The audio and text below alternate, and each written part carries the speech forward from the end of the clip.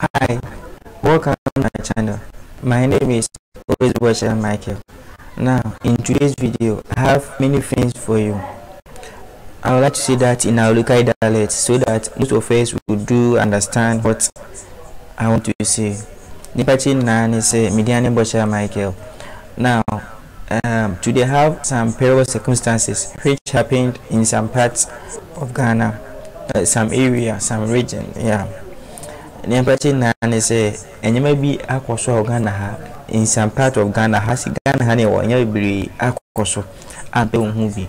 Namu Nina Efa insurance eto insurance eta etoton sana Nina Bese Minoka and Wasi Nansen insure to I say a quite be Ghana hasi Yabi Utumu say so be out subscribe here Utumu say they know me life about some insure AC a quite be.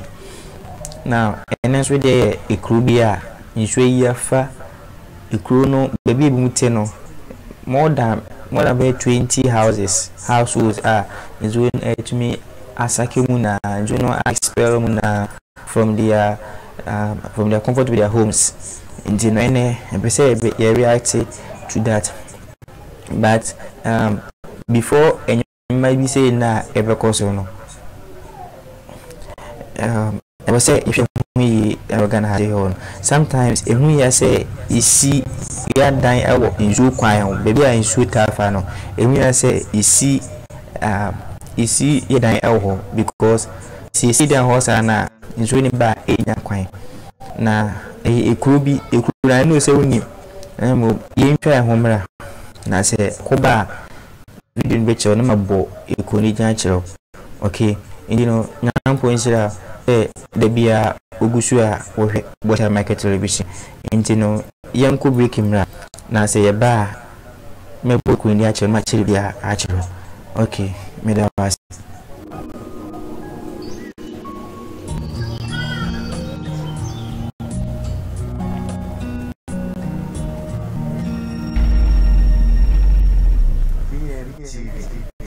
The channel of your endurance.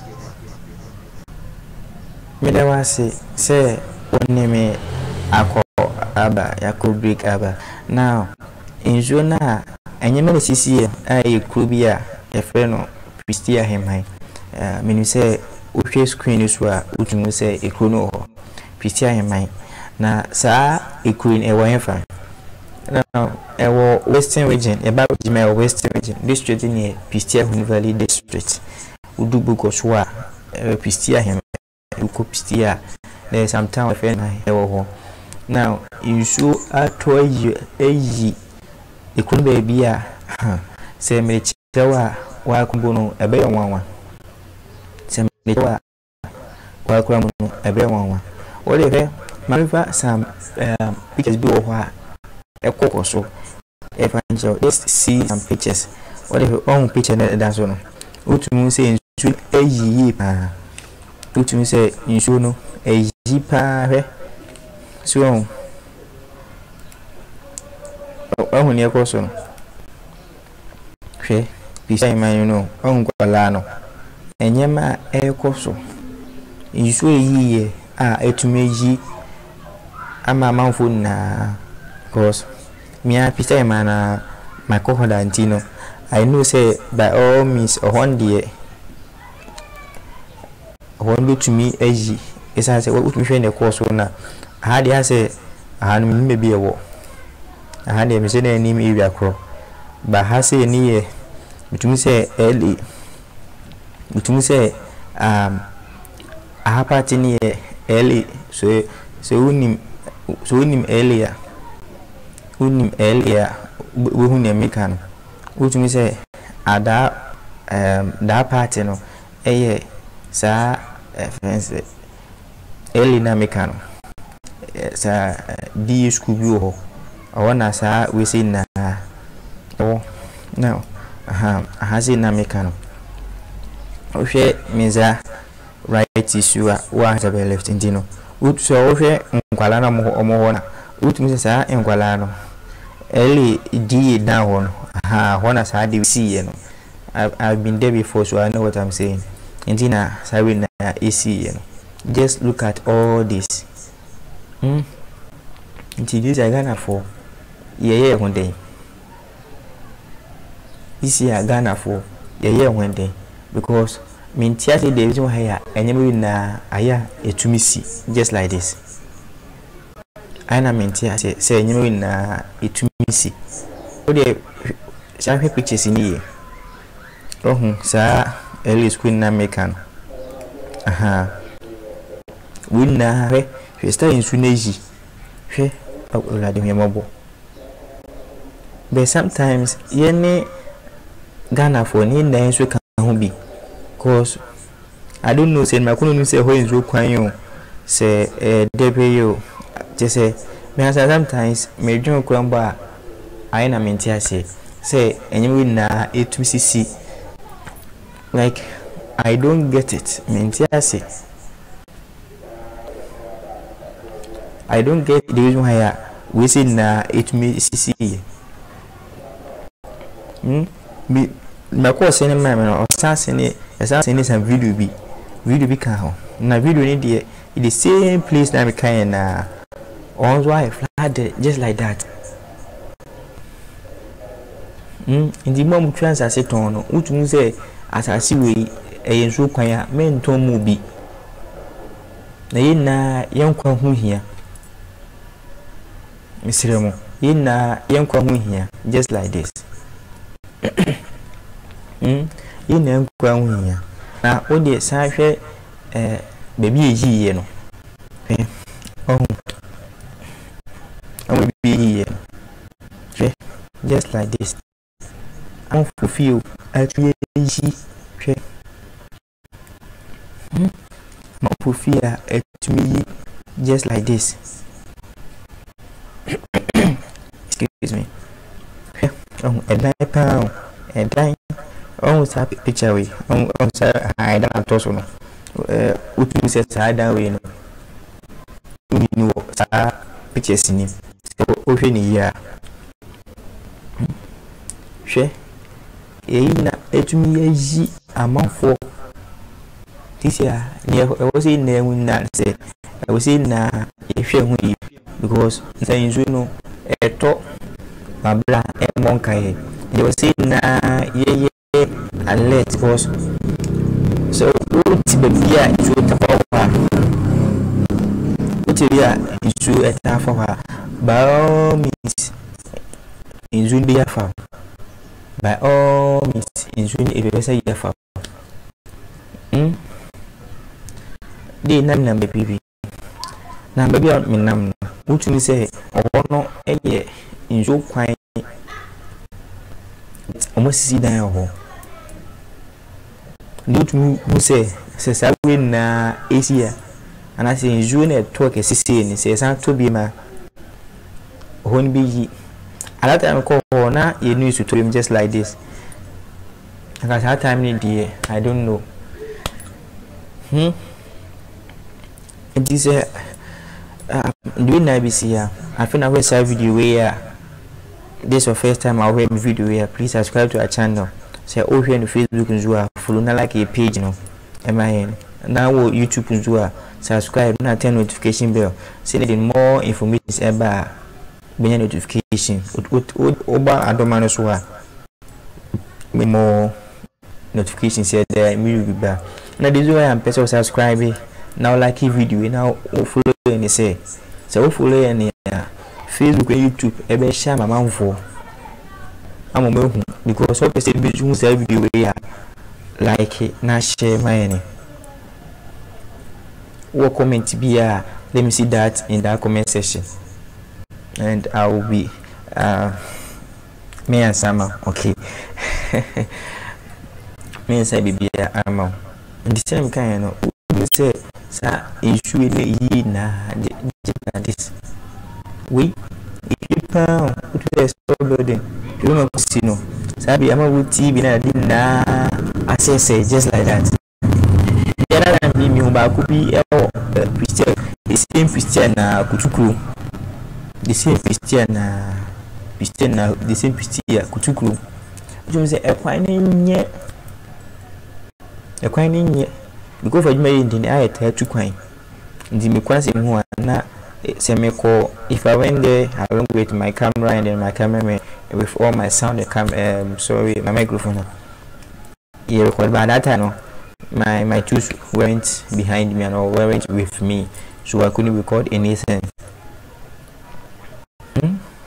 For it's be one in show just find different apartments, find a different place to reside over there. Now what we say those residents there in Zono, the water just evicts them from their residence, from their comfort of their homes. What you feel pana in Swabitu. Now go say or we say video we blue here. Now mumma if subscribe to our channel. Turn on notification bell. Once they be make a sebi am sakasa asemi because say we are Facebook elkumedema afufuro ti wahwe te se me san adne e ma roho Himan na se me ko wache we na huye no inzu ba ku bi na huye no picture ban bet fa picture ni ti ba ko no ti ro picture akwane ba metro bi kro now sa baby na mekano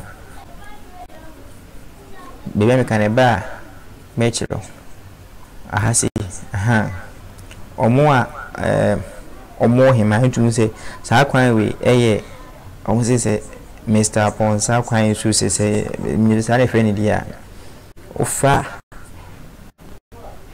wasa early school na mekana early school ho fa soro ho oko asemuzema se asobisi ho udu a street udu fi early ho street am meeting first and that right ofa one down ho on first Mr. Mensah kwa so say there that is the place as to me sure help people in ona me njo na baba me say ho because I've been there before.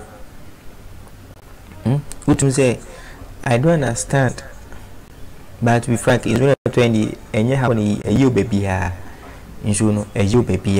just like that and you know you will be and you know, but there are some places where it me man broso just like that. It be a man broso say na kan wa utu me say we say wa so na share video no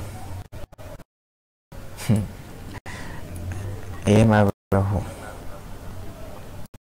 na atom but all we say my condolences to them. With God often possible, and I know say my side video with those in charge see that and then do the necessary questions about it. They will come to your aid and both my boamu. Okay, you know, all those over there, my condolences to all of you that all this happened. Okay, and I go on say so it may say we are our channel way. So now we do we see here. So in our next video we shall meet. So until then I say, but Mamiga say mo injiro they make say how to make money on my channel. Make on my live video me say due to 1 or 2 reasons being no yeah to me Emma so benka me ma gift be bet say I didn't e be anye because me share my contact list and say do this, open this link. After you open, just send me a screenshot. But to be anye, I wanted to give out a surprise, a gift, some gift to those who do that. But baby na, what we say, baby na anye. But what they say. But let me use this opportunity to tell you, say we are bringing new content, and the new content ever. But sa content me de bana, me in chichim see here. That will be in our next video, so just watch out. So our content is very interesting, very educative. I can't wait to see that content myself, because I'll be doing that content myself, but I cannot wait to see that content, and I know you also can't wait to see that content. That content is very educative, interesting, amazing, that you will enjoy it. Okay, you will enjoy it. So now I say shalom. Thank you for watching my videos. Until then, we shall meet in our next video and content. Thank you. I lost my energy. You told me that you're gonna bless me. Okay, let it be. I see my friends and see the thing they get. Fire me. I'm sick and tired of this work. You gotta fire me. Dear God, why me? Went through many trials in my life. Kills me. Bless me. I'm not the normal me. I lost my energy. You told me that you're gonna bless me. Okay, let it be. I see my friends and see the thing they get. Fire me. I'm sick and tired of this work. You gotta fire me. Dear God, why me? Went through many trials in my life. Kills me. Bless me.